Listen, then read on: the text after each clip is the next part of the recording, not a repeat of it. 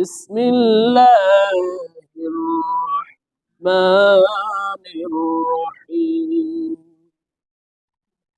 كنتم خير أمة أخرجت للناس تأمرون بالمعروف وتنهون عن المنكر وتؤمنون بالله صدق الله العظيم সূরা আল ইমরান আয়াত নাম্বার 110। এই আয়াতের অর্থ হলো তোমরা শ্রেষ্ঠ উম্মত। কুনতুম খায়রা উম্মাত, আদম আলাইহিস সালাম থেকে শুরু করে যত উম্মত দুনিয়াতে আসছে সমস্ত উম্মতের ভিতরে বলছে তোমরা, কুনতুম তোমরা মানে উম্মতে মুহাম্মাদি, তোমরাই হলো সমস্ত উম্মতের ভিতরে সবচেয়ে দামি উম্মত, শ্রেষ্ঠ উম্মত। দামি উম্মত কেন? মানুষের জন্য তোমাদিগকে বাহির করা হইয়াছে। তোমরা সৎ কাজে আদেশ করিয়া থাকো, অসৎ কাজ হইতে নিষেধ করিয়া থাকো, আল্লাহর উপর ঈমান রাখো। তাহলে দামি উম্মত হওয়ার গুণাবলী আল্লাহ এখানে বলছে যে কুনতুম খায়রা উম্মাতিন উখরিজাত লিন-নাস, তোমরা দামি উম্মত, খায়রা উম্মত, শ্রেষ্ঠ উম্মত। কারণ হলো তোমাদেরকে মানুষের মঙ্গলের জন্যই বের করা হয়েছে। মানে তোমাদের কাজ হলো তোমরা মানুষকে সবসময় ভালো কাজের দিকে ডাকবে। কোন কাজের দিকে? তোমরা সৎ কাজের আদেশ করবে, অসৎ কাজের নিষেধ করবে, আর আল্লাহর প্রতি ঈমান আনবে। ঈমান কার উপর? মুসলমান সর্বশ্রেষ্ঠ জাতি, উম্মতে মুহাম্মদী সর্বশ্রেষ্ঠ উম্মত, এই কথা বিভিন্ন হাদিসে বর্ণিত হয়েছে। কোরআন পাকের বিভিন্ন আয়াতেও এই বিষয়টি স্পষ্টভাবে ইঙ্গিতে বর্ণনা করা হয়েছে। বুখারী মুসলিম হাদিস, বিশ্বনবী সাল্লাল্লাহু আলাইহি ওয়াসাল্লাম বলছে, আমার উম্মত দুনিয়াতে আসছে সবার পরে, আসছে সবার কি, কিন্তু জান্নাতে যাবে সমস্ত উম্মতের আগে। ইভেন অন্যান্য সব উম্মত জান্নাতে যাবে এই উম্মতে মুহাম্মাদের সাক্ষীর কারণে। আর এই উম্মতে মুহাম্মাদের দিয়া জান্নাত উদ্বোধন করা হবে। উম্মতি মুহাম্মাদিরে আল্লাহ রাব্বুল ইজ্জাত খায়রা উম্মত, সবচেয়ে দামি উম্মত হিসেবে বানিয়ে দিচ্ছে। এলেমে, আমলে, সব দিক থেকে কাজ করবে কম, কিন্তু আল্লাহ পাক রব্বুল ইজ্জাত কাজের প্রতিদান দিবে অনেক অনেক অনেক গুণ বেশি। হায়াত আমাদের কম না বেশি? হায়াত কম না বেশি? আরে নূহ আলাইহিস সালাম কত বছর দাওয়াত দিছে? কইতে পারে না। হ্যাঁ, আর 900 বছর শুধু দাওয়াতই দিছে। সুবহানাল্লাহ বলবেন না? কয়শো বছর? আর আমাদের 900 বছরের হিসাব করতে হয়, আমরা হিসাবও করতে পারবো না, ঠিক কিনা? বলেন তো 900 বছরের হিসাব বলেন তো। হয়তো 3 পুরুষ কইতে পারবে, ঠিক কিনা?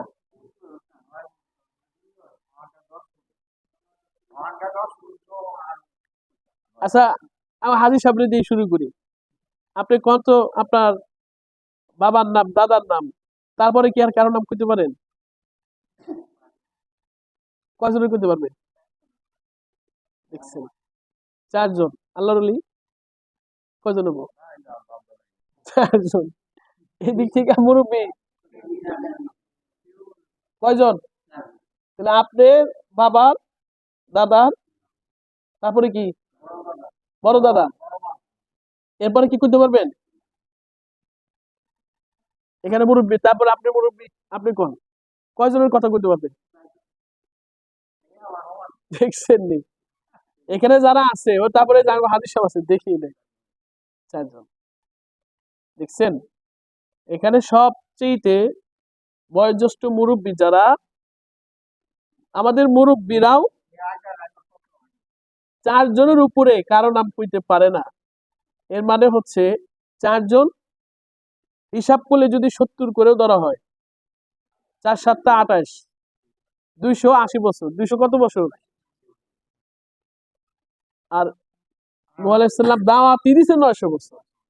আরে সুবহানাল্লাহ বলবেন না? তাহলে চিন্তা করেন, আগের চাইতে আমরা, আমাদের হায়াত কম না বেশি? শুধু কম? আরে দোস্ত, চিন্তা করছেন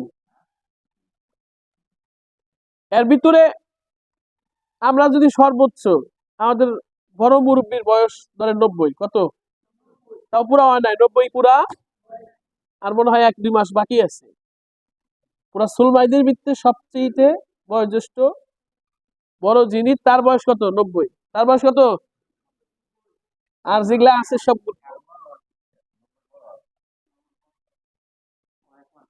যাই হোক, আল্লাহ আকবার, আল্লাহ আকবার। আমাদের যে হায়াত, বুঝছেন না, আমাদের যে কি, তাহলে তাদের 900 1000 1500 2000 বছর হিসাবে, বয়স হিসাবে ওই 100 বছর নিয়ে একটা অবস্থায় ঘুরতো, ঠিক কিনা? মানে ছোট বলাবান, কি বলাবান, বালে গনায় কয় কি হয় নাই? কেমনে আপনি হিসাব করেন?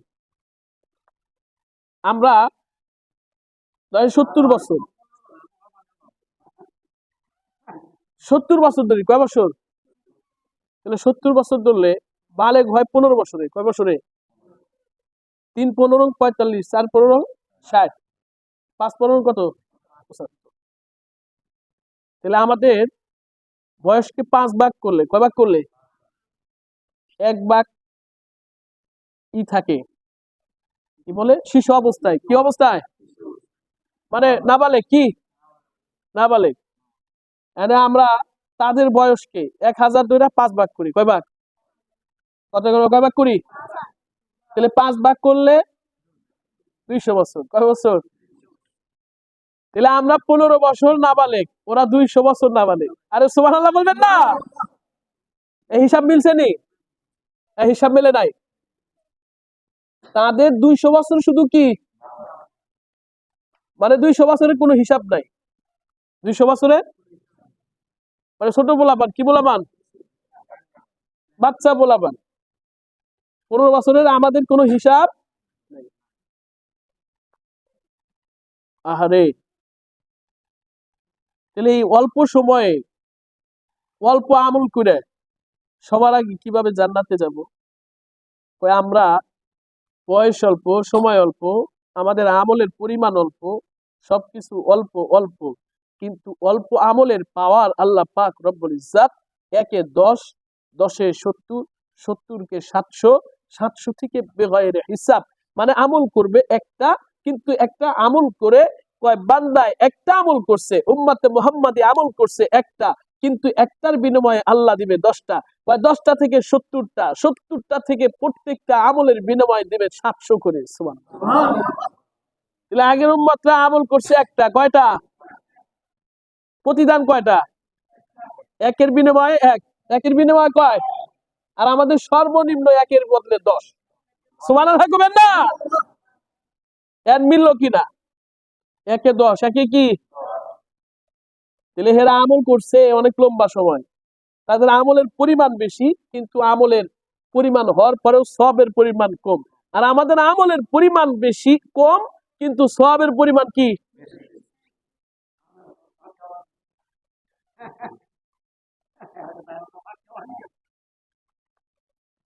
এই জন্য আল্লাহ রাব্বুল ইজ্জাত বলছে, কুনতুম খায়রা উম্মাতিন, তোমরা হইলা খায়রা উম্মত। কি উম্মত? তাহলে খায়রা উম্মতের কাজ হলো মানুষকে দাওয়াত দেওয়া। জোরে বলেন, মানুষকে কি দেওয়া? তারপরে সৎ কাজের আদেশ করা। সৎ কাজের কি করা? অন্যায় দেখলে বাধা দেওয়া। অন্যায় দেখলে কি দেওয়া? যদি এই গুণগুলা থাকে তাহলে আমরা খায়রা উম্মত। কি উম্মত? যদি এই গুণ না থাকে তাহলে আমরা খায়রা উম্মত হতে পারবো?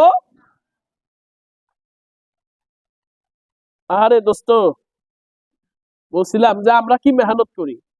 আসলে আমি সময় পাই নাই। একটা পরিসংখ্যানের আগে করছিলাম যে পুরা বিশ্বে কারা সবচেয়ে দিনের জন্য বেশি মেহনত করে। ওইটা এখনো পুরা কমপ্লিট হয় নাই। এতটুকু বোঝেন যে ইহুদি খ্রিস্টানরা, অন্যান্য ধর্মের যারা, ওরা সবকিছু ত্যাগ করে ওদের ধর্ম প্রতিষ্ঠার জন্য পুরা পৃথিবীতে ছড়িয়ে পড়ছে। আর উম্মতে মুহাম্মাদির ভিতরে খায়রা উম্মতের প্রথম সারির যারা সাহাবায়ে কেরাম, বিশ্বনবীর হাতে গড়া সাহাবায়ে কেরাম বিদায় হজের ভাষণে শুধু বলছে, বাল্লিগু আন্নি ওয়ালাউ আয়া, এ আমার সাহাবী, আজকে থেকে তোমরা সাক্ষী থাকো, আমি তোমাদের কাছে আমার যে আমানত, সে আমানত পুরাপুরি পৌঁছে দিছি। আমি কি পৌঁছে দেইনি? আমি কি পৌঁছে দেইনি? তিনবার বলছে। সাহাবায়ে কেরাম বলছে, ক্বালু বালা ইয়া রাসূলুল্লাহ, আপনি অবশ্যই যে আমানত ছিল, দ্বীনের যে আমানত ছিল, কুরআনের যে সুন্নাহ ছিল, দ্বীনি আহকামকে আপনি আমাদের কাছে পুরাপুরি ভাবে পৌঁছে দিয়েছেন। এরপরে বিশ্বনবী সাল্লাল্লাহু আলাইহি ওয়াসাল্লাম বলছে, এখন থেকে তোমাদের দায়িত্ব হলো তোমরা এই আমার আমানতকে, দ্বীনের আমানতকে, ইসলামের এই আমানতকে পুরা বিশ্বের সবার কাছে পৌঁছে দেওয়া তোমাদের দায়িত্ব। তোমরা পৌঁছে দাও। বাল্লিগু, আমার পক্ষ থেকে যে যতটা জানো, তুমি কালেমা জানো, কালেমার দাওয়াত অন্যর কাছে পৌঁছে দাও। তুমি কোরআনের একটা আয়াত পারো, এই আয়াতটা অপর ভাইকে তুমি শিখাও। সাহাবায়ে কেরাম এই ঘোষণা শোনার পর শত না হাজারো হাজারো সাহাবী তারা আর ঘরে যায় নাই। বিদায় হজের ভাষণ শুনে সাহাবায়ে কেরাম সেখান থেকে পৃথিবীর দিক দিগন্তে ছড়িয়ে পড়ছে।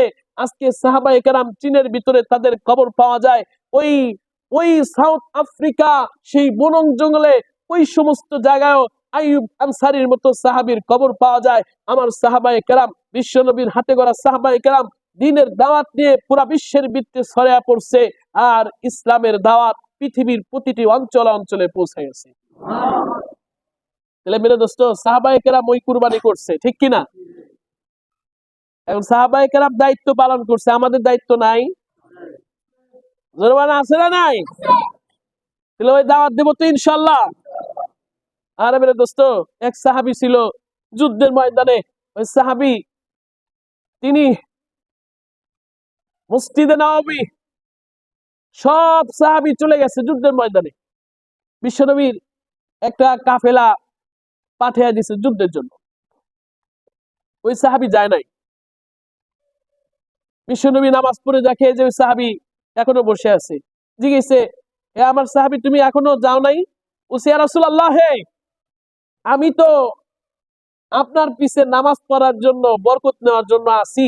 আমার তো তেজস্বী ঘোড়া আছে, বর্তমানে বিএমডব্লিউ পাওয়ারফুল গাড়ি আছে, আমি ওদের চাইতে স্পিডে আগে চলে যাব।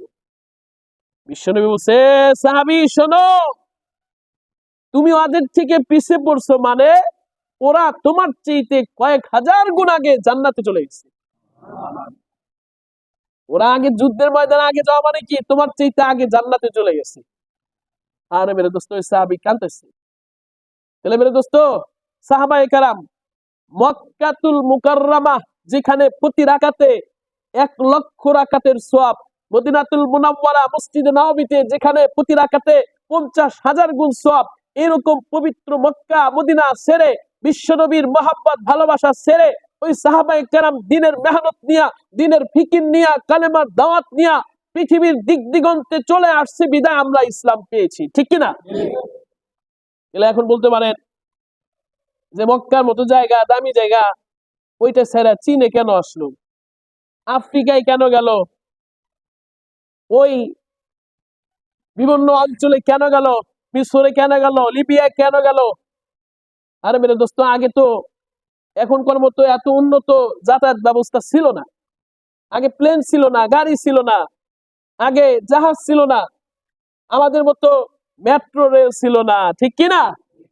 এরপরেও সাহাবায়ে কেরাম, আহারে, জীবনের কোনো নিরাপত্তা নাই, গন্তব্য নাই, কিচ্ছু নাই, জায়গা নাই, ঘর নাই, বাড়ি নাই, বসতি নাই, মরু প্রান্তে শুধু কিছু সামানা নিয়ে আল্লাহর দিনের বিজয়ের জন্য, দিন কায়েমের জন্য কালেমার দাওয়াত নিয়ে পৃথিবীতে ছড়িয়ে পড়ছে। তাদের দাওয়াতে তাদের ভাষা বোঝে নাই। মেরে দোস্ত, বাংলাদেশের বঙ্গ ইতিহাসের ভিতরে এখনো লেখা আছে, আমাদের এই চট্টগ্রামেও হযরত ওমর বিন খাত্তাবের আমলে আমাদের এই চট্টগ্রামেও সাহাবায়ে কেরামের কাফেলা নিয়ে, ব্যবসায়ী কাফেলা নিয়ে, এরা দাওয়াতি মিশন নিয়ে আসছে। আমাদের বাংলাদেশের মানুষরা দেখে, তাদের আচার আচরণ আখলাক দেখে কালেমা পড়ে মুসলমান হয়েছে। আরবি কেউ বুঝতো না, আরবি কেউ কি, কিন্তু লেনদেন দেখে, আখলাক দেখে, এদের ভাষা দেখে, তাদের আখলাকে মুগ্ধ হয়ে কালেমা পড়ে মুসলমান হয়েছে। সুবহানাল্লাহ বলবেন না?